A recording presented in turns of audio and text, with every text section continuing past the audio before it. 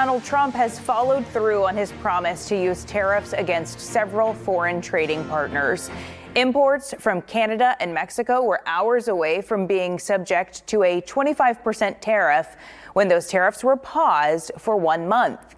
But goods imported from China will see a 10% tariff imposed. What exactly does that mean for those of us who have to buy things? Well, Michael Neuenschwander from Outlook Wealth Advisors is joining us to share more. Good morning. Thanks for calling in. Of course. Good morning, Haley. So what are these tariffs and why are they starting now? Just to explain that for the viewers.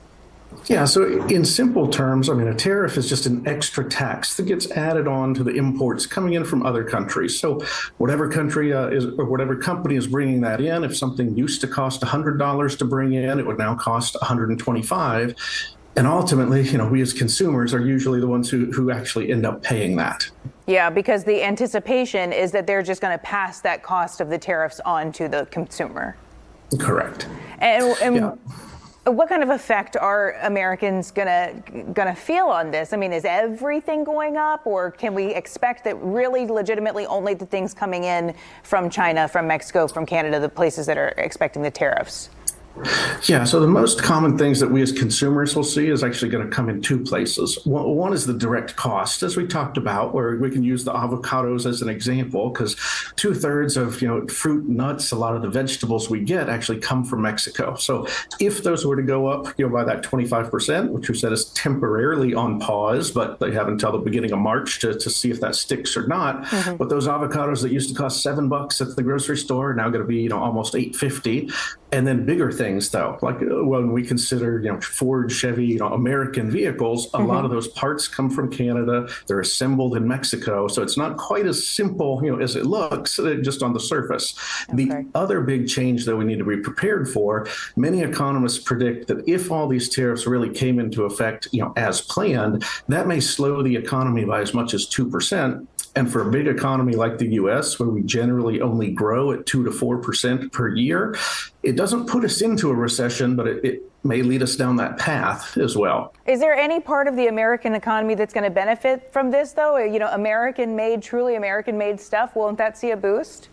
On the surface, you could say that, but then most countries have turned around and also said, well, if you do implement these tariffs on us, we're going to turn around and implement tariffs on U.S. goods as well. So you may have particular sectors that may benefit in a little more protectionist area, but other sectors will probably suffer at the same time. What do Americans need? Oh, sorry, go ahead. No, I was just going to say, in whole, though, generally tariffs are not good for the overall economy.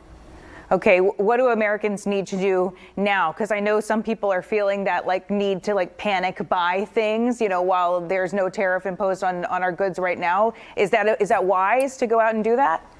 In some cases, it could be. Maybe I'm a little bit of an optimist, but I do think the overall strategy that's going on is using tariffs to bring those countries back to the bargaining table, which is exactly what we've seen with both Mexico and Canada up to this point. But when we look at things such as vehicles, such as Amazon, whichever retailer seems to show up at my house on a pretty regular basis, a lot of those things do come from China, and China is already being hit with that 10% tariff. So I think for most of our consumers, we need to kind of prepare for higher prices, even if they're not coming yet. And so that may mean, get a little extra money to savings. If you got 4 or 5 streaming services, maybe see where you can trim or cut one of those. And if you need a vehicle, maybe acting sooner versus later makes sense. But if you don't need the vehicle, maybe not taking on that extra debt quite yet is also the smarter move as well. Because the optimist in you says that this could be temporary?